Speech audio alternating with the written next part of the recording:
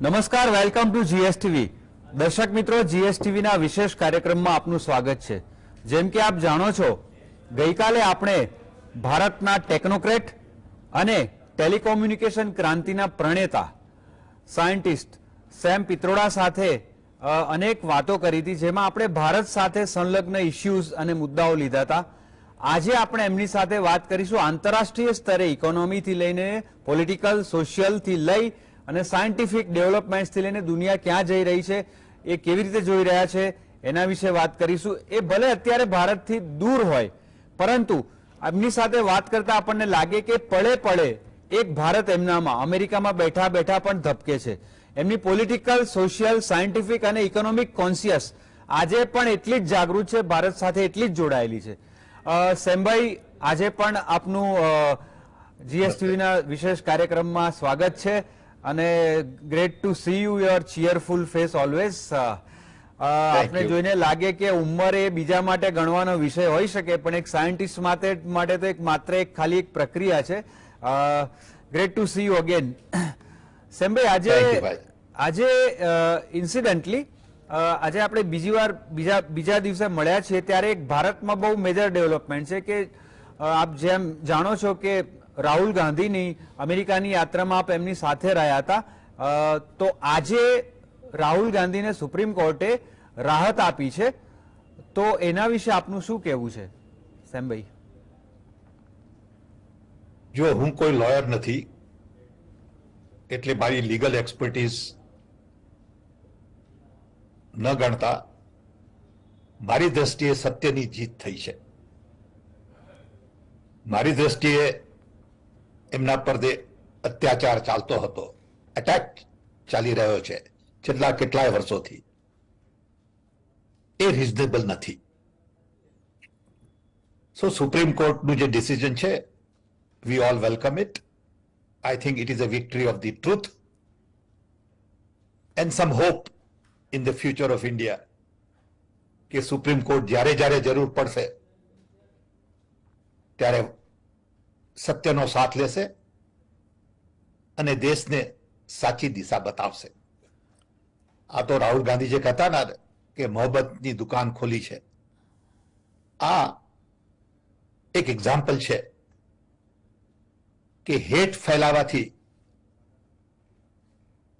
ન લોકોનું કે ન દેશનું ભલું થશે. દેશના ભલા માટે truth, trust, love, inclusion, diversity, democracy, freedom, justice બહુ જ જરૂરી છે અને સુપ્રીમ કોર્ટે આજે આપણને ક્લિયરલી દિશા બતાવી છે.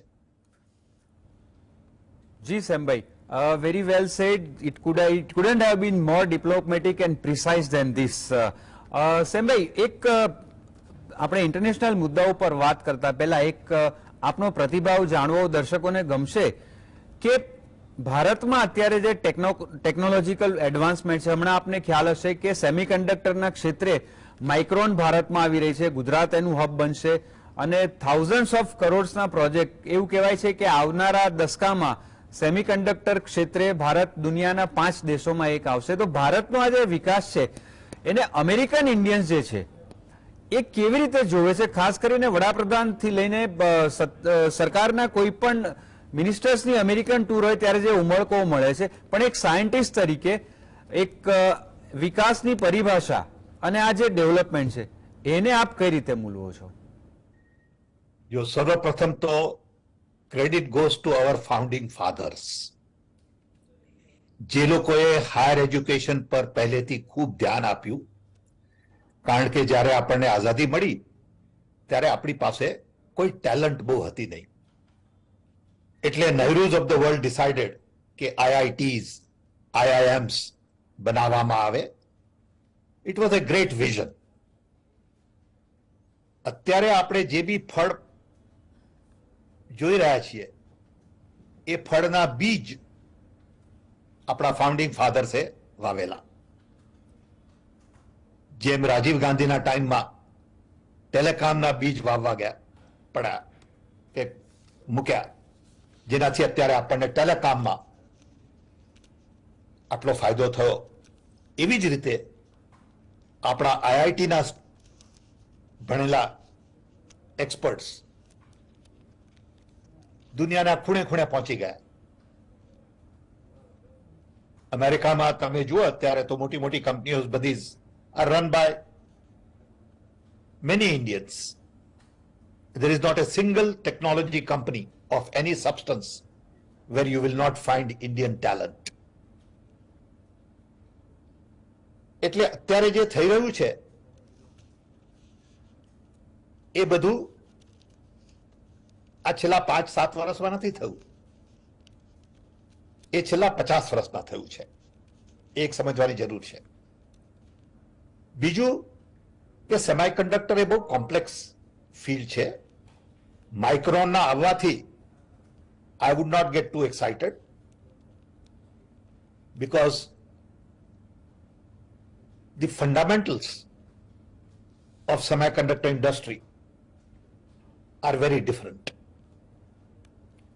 We lost the boat when our semiconductor foundry was burnt during Rajiv Gandhi's time. We had a very good foundry at that time in Punjab. હવે આપણે જે નાખીએ છીએ માઇક્રોનનું, એમાં મારી દ્રષ્ટિએ આપણે માઇક્રોનને ખૂબ વધુ એડવાન્ટેજ આપીએ છીએ, જરૂર કરતા વધારે. એ ડીલ મારી દ્રષ્ટિએ માઇક્રોન માટે વધારે સારું છે, ઇન્ડિયા માટે ઓછું સારું છે. પણ that's okay. Time will tell us કે ઇન્ડિયામાં સેમિકન્ડક્ટરમાં શું થઈ રહ્યું છે. જી semiconductor business is very complicated. આપણી પાસે ટેલેન્ટ છે, પણ આપણી પાસે એના માટે પાણી, એનર્જી અને એ બધું જોઈએ, ઇન્ફ્રાસ્ટ્રક્ચર, એ હજી એટલું સરળ નથી. પણ I am happy that semiconductor is going to be getting more importance in India, and we will see. Time will tell us what is the right decision we made or not.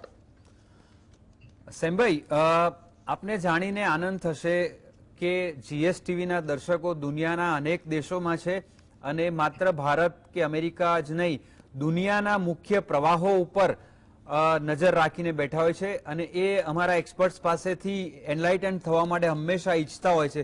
તો આજે આપણે વાત કરીશું, ભારત અને અમેરિકાની વાત તો થઈ ગઈ, હવે વાત કરીશું આપે લખેલી બુક વિશે, રીડિઝાઇન ધ વર્લ્ડ.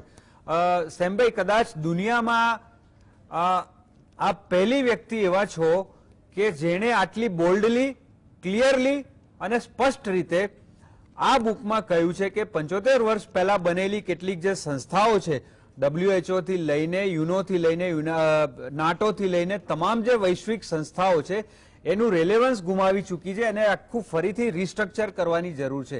તો સેમભાઈ, મેં વાંચી છે આ બુક, પણ આપના જ મોઢે દર્શકોને ડિટેલમાં જાણવું ગમશે કે શા માટે આ તમામ સંસ્થાઓ જે દુનિયાની એમ કહેવાય કે ડિસિઝન મેકર્સના પાવર્સ ધરાવે છે, એ આપના મતે એનું વજૂદ કેમ ગુમાવી બેઠી છે? જો મારો જન્મ 1942માં થયેલો બ્રિટિશ રાજમાં, ત્યારે world war was about to end અને અમેરિકન લેડ ટીમ એ નક્કી કર્યું કે આપણે દુનિયાની એક નવી ડિઝાઇન તૈયાર કરીએ.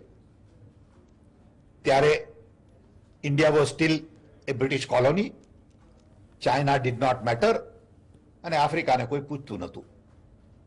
એટલે 4-5 વેસ્ટર્ન કન્ટ્રીઝે ડિસાઇડ કર્યું કે આપણે યુનાઇટેડ નેશન્સ બનાવીએ જે ન્યુયોર્કમાં હોય, આપણે વર્લ્ડ બેંક બનાવીએ જેનો હેડ ખાલી અમેરિકન જ હોય ઓલવેઝ, IMF બનાવીએ જેનો હેડ ખાલી યુરોપિયન હોય ઓલવેઝ,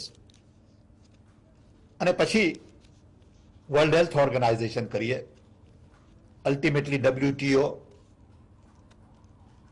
વાઇપો, ઇન્ટેલેક્ચ્યુઅલ પ્રોપર્ટી ઓર્ગેનાઇઝેશન, આ બધું એક સ્કીમથી બનાવ્યું કે જેમાં ડોલર સ્ટ્રોંગ રહે, એટલે banks are controlled by America.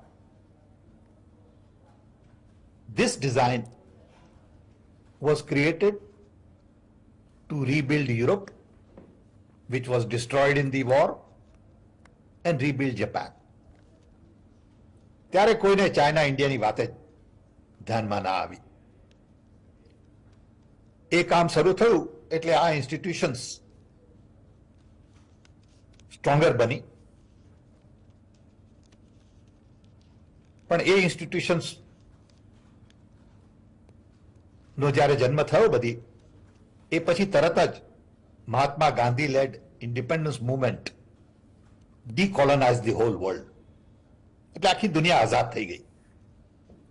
હવે એનો મતલબ શું આ ડિઝાઇન પર એ લોકો સમજ્યા નથી હજી. બીજું, China could rise to a level no one ever thought China would rise.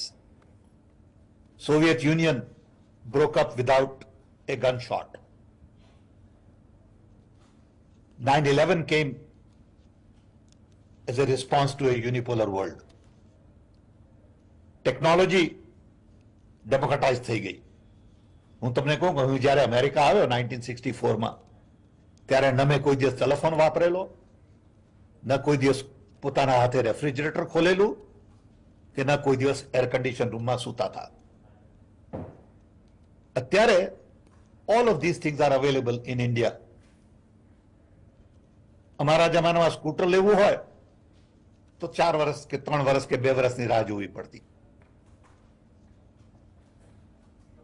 That world has changed. એટલે ટેકનોલોજી ડેમોક્રેટાઇઝ થઈ ગઈ. અને 9/11 shook everybody up. એ પછી કોવિડ એ આપણને ક્લિયર મેસેજ આપે છે કે we are all interconnected. Nobody is isolated. Borders don't mean anything. જો એક ડિઝીઝ ચાઇનામાં ક્યાંક નીકળ્યો, એ આખી દુનિયા પર પહોંચી ગયો. એની અસર તમે જુઓ. એટલે આપણા મગજમાં જે બોર્ડર્સ છે, નેશનાલિટી છે, સિટીઝનશીપ છે, it didn't matter anything to COVID virus. We are all interdependent, interconnected, interrelated, and we must respect that. In addition, the whole hyperconnectivity has given us a chance for the first time in the human history that we are all connected. All 8 billion people are essentially connected. What does this connectivity mean to human civilization? એ પ્રશ્ન મારે પૂછવો અગત્યનો હતો. એ પ્રશ્ન પૂછતા I realize કે આપણી design જ હવે ઓબ્સોલ્યુટ થઈ ગઈ છે. 75 વર્ષમાં આપણે એક નવી ગ્લોબલ ઇન્સ્ટિટ્યુશન નથી બનાવી ઓફ ધેટ ઓર્ડર. એ તો કેવી રીતે ચાલે? 75 વર્ષમાં ઘણું બધું બની ગયું. બધા દેશો આઝાદ થઈ ગયા, ટેકનોલોજી ડેમોક્રેટાઇઝ થઈ ગઈ, વર્લ્ડ ગાટ કનેક્ટેડ. હવે we need a new design. Old design જે હતી, it was based on democracy, human rights, capitalism, consumption, and military. So I am proposing a new design which is based on inclusion, basic human needs, new economy, because capitalism has not delivered better distribution of wealth. અત્યારે તો દુનિયા ખાલી powerful લોકો ચલાવે છે. જેની પાસે પૈસા છે એ પોલિટિક્સ કંટ્રોલ કરે છે, અને એ લોકો એમના ફાઇનાન્શિયલ પાવરથી બધી પોલિસીઝ નક્કી કરે છે, અને they are concentrating more and more wealth in the hands of very few people. And this cannot go on. Where you have few multi billionaires and rest of the people don't have enough to eat. How long we can go on doing that? એટલે અત્યારનો model છે is basically obsolete. Look at the way the American dollar controls financial markets in the world. But everybody accepts it. United Nations can't keep peace. They have no role to play in Ukraine war. એ કઈ જાતનું? એટલે institutions are basically broken. So I am proposing new institutions for inclusion, non-violence. I hope we have now evolved to a point we can discuss issues across the table and not take gun to fight. A barbaric attitude છે કે બંદૂક લઈને નીકળી પડ્યા અને લોકોને મારો. એટલે we need to really think of the next evolution of human civilization, and that requires new thinking, new very bold structures, institutions. All our governments today were designed 80 years ago in vertical silos. Is there a need for a railway ministry anymore? એ કઈ જાતનો idea છે, મને સમજમાં નથી આવતું. કે if we want inclusion, there is no ministry of inclusion. If we want sustainability, there is no ministry of sustainability. There is no ministry of non-violence. એટલે I am thinking of a whole new way of looking at our world. I'm just finishing another book કે હવે આવશે થોડા વખતમાં, early next year, on democracy at crossroads. દુનિયામાં દરેક જગ્યાએ અત્યારે democracy is in danger because of few bad actors, because of misuse of technology, but ultimately hyperconnectivity કહે છે કે we have to empower people. આજે ફોન આપણા હાથમાં છે is a very powerful library. It's a very powerful knowledge based device. It is a very powerful instrument to connect people, explore the world. And the idea is to empower people, which is antithesis to authoritarian mindset. એટલે આ બધા વિચારો અત્યારે important છે, પણ લોકો આના પર ધ્યાન નથી આપતા. કારણ શું કે જે લોકો કેપેબલ છે, they want to exploit the system. સેમભાઈ, આ બધી સંસ્થાઓનું વજૂદ તો જતું રહ્યું છે, એ ઘણા સંમત થશે, પણ આપને લાગે છે કે અત્યારે necessity is the mother of all ઇન્વેન્શન્સની જેમ દુનિયાના મોટા ભાગના દેશો અલગ અલગ બંધારણ, અલગ અલગ કાયદા, અલગ અલગ સિસ્ટમ, અલગ અલગ ઇસ્યુઝના લીધે જે વ્યક્તિગત રીતે જુદા પ્રોબ્લેમ્સ ફેસ કરી રહ્યા છે, do you foresee a possibility of an universal umbrella to have the world under it in terms of new system, in terms of laws and constitution? I think so. I think it is important for us to recognize that we need global constitution. Yes, that is what we wanted to know from you. But you and I have to agree that we will respect everybody. We will have freedom for people to but move. Sembhai, sorry to interrupt you. Would you see the possibility of it in you know, in the days and in era of intolerance and differences where every border is burning virtually? Would they agree? I think so. I think અત્યારે we are going through a transition. આ છે ને knee jerk reaction છે connectivity ની. બધા ગભરાઈ ગયા છે કે આ connectivity તો we are going to lose our power. Through this connectivity we are going to be in trouble. એટલે આજે પાવરફુલ પોઝિશનમાં લોકો છે, એ લોકો they are fighting, and I think in the long run we will have democracy. I am convinced of that. સેમભાઈ, આપને એવું લાગે છે અત્યારે દાખલા તરીકે એક નાનું એક્ઝામ્પલ લઈએ, આમ તો નાનું નથી, બહુ મોટું છે, 1.5 વર્ષથી દુનિયાને બાનમાં લીધું છે રશિયા યુક્રેન વોર.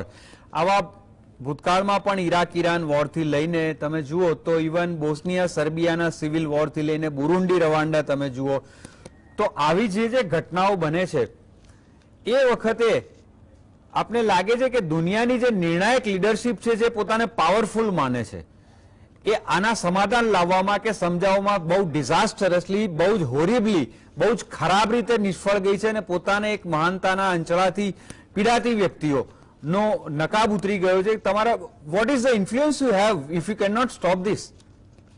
અત્યારે શું છે કે everybody is focused on markets. They are more interested in selling military equipment than creating peace. We need focus on non-violence. અત્યારે ફોકસ વાયોલન્સ ઉપર છે દરેક જગ્યાએ. અમેરિકાના ગન લોસ તમે જુઓ, ઓકે, એટલે everybody is empowered with a gun.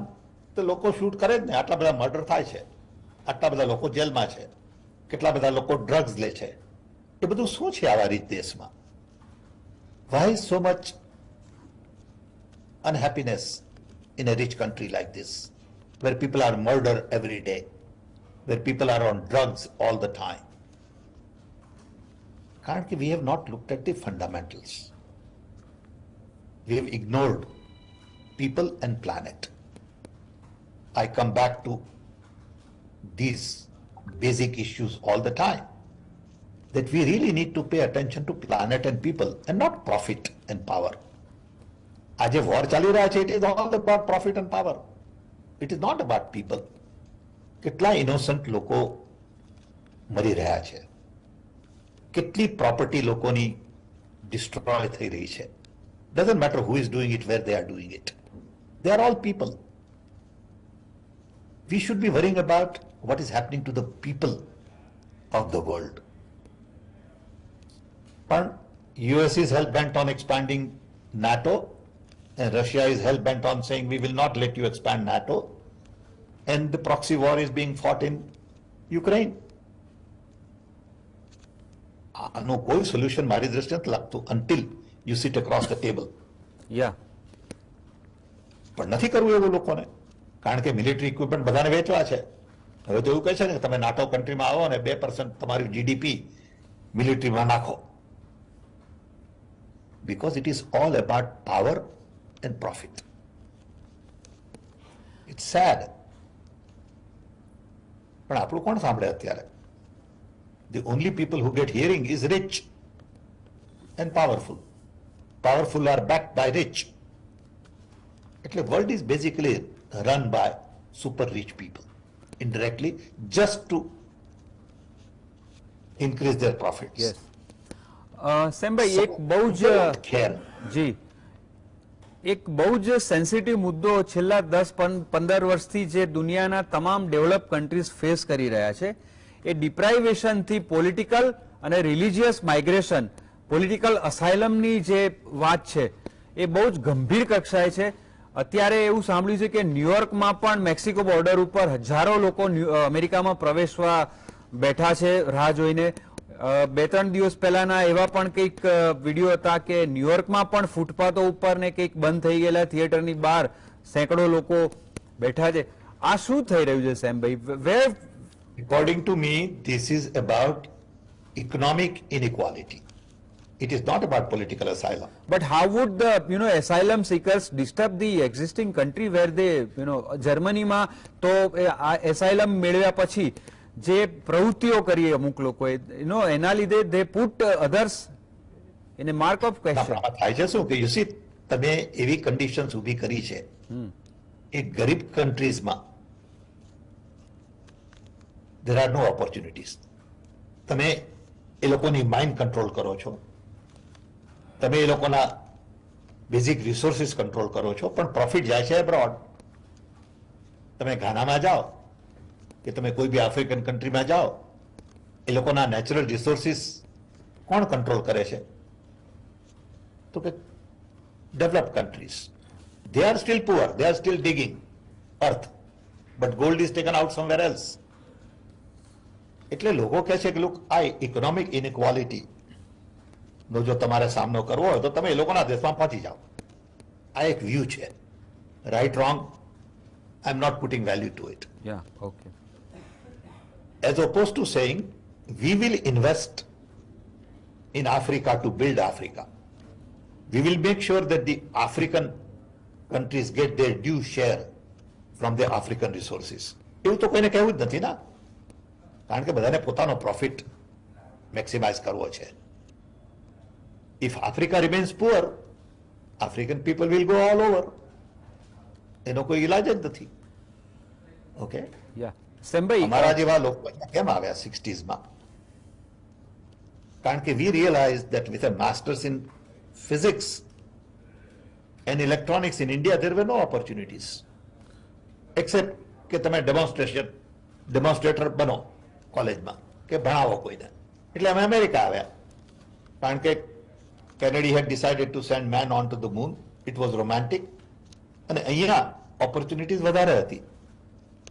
અત્યારે if you are in India, you can find more opportunities in India. So you may not want to come back. સેમભાઈ, Come to other countries. Sorry to interrupt you, પણ એક લાઈનમાં જવાબ જાણો તો કે અત્યારે જે આ પોલિટિકલ અસાયલમની સ્થિતિ અમેરિકામાં સર્જાઈ છે, I don't know whether you are in a position to comment on that or not, but does US administration is tackling it sensibly or just ignoring it? No, I think US administration is really trying to come to grips with it because it is a very complex problem. Yeah. Because immigration system is basically broken. Yeah. અને And as a સેમભાઈ, result, Yeah. people really don't know which way the system will move. On one hand, America needs more workers. On the other hand, we are not allowing people to come in. Okay. On one hand, America cannot survive without more health workers, without more agricultural workers. And the problem today is that there is a mismatch. યા સેમભાઈ, કાર્યક્રમ પૂરો કરતા પહેલા એક છેલ્લો સવાલ, જે મારો સવાલ નથી પણ અમારા ઘણા બધા દર્શકોએ કાલનો પ્રોગ્રામ આપનો બહુ જ ધ્યાનથી સાંભળીને એક સવાલ એમના મનમાં આવ્યો છે, વિનંતી કરી છે કે સેમભાઈને પૂછી શકાય. તો સેમભાઈ, લોકોનો સવાલ એક છે કે ગઈકાલે આપે કહ્યું કે આ એડમિનિસ્ટ્રેશન ભારતનું અત્યારે આપને ભારતમાં કોઈ નવા રોલ કે ડેવલપમેન્ટ માટે બોલાવે તો આપે સાફ ના પાડી કે અત્યારના સંજોગોમાં એ નથી. પણ નવું જે એક ફોર્મેશન થયું છે ઇન્ડિયા નામે વિરોધ પક્ષનું, એના નેતાઓ રાહુલ ગાંધીથી લઈને બીજા કોઈક રોલ માટે આપને બોલાવે તો વોટ વુડ બી યોર સે? I am 81 years old. I don't need a job. No, it's not about job, it's સાંભળો તો ખરા. I don't need recognition. I don't need any formal role. I am doing what I am supposed to do from here for India, which I will continue to do in my own capacity. It may not be to everyone's expectation, but I cannot deliver to everyone's expectation. હું એક common માણસ છું. 81 year old is still working 12 hours a day, 7 days a week. I may not be able to do that 2 or 3 years down the road. એટલે what we need is younger generation and not my generation. I'm there. My love and affection will not change for India.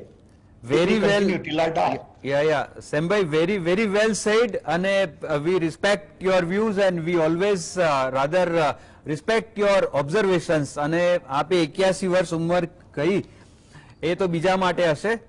The way you have been working all these years, it's just a matter of numbers. And we wish and we pray that you keep doing that for years and years. And we will again come back to talk to you in future. Sembhai, GSTV ના કાર્યક્રમમાં જોડાવીને national અને international perspective એકદમ સ્પષ્ટ રીતે honestly અને કોઈ છોછ વગર સીધા શબ્દોમાં આપવા બદલ અને અમને સૌને એનલાઇટન કરવા બદલ આપનો ખરેખર દિલથી આભાર. અને we wish you a great health. કોઈ વખત આપણે AI ઉપર વાત કરવી. Definitely, Sembhai, we will make another episode whenever it is convenient to you. And thank you for the opportunity. Yeah, same to you and have a nice day, sir. દર્શક મિત્રો, મળીએ આ જ પ્રકારના કાર્યક્રમ સાથે ફરીથી એકવાર. See you. Good night.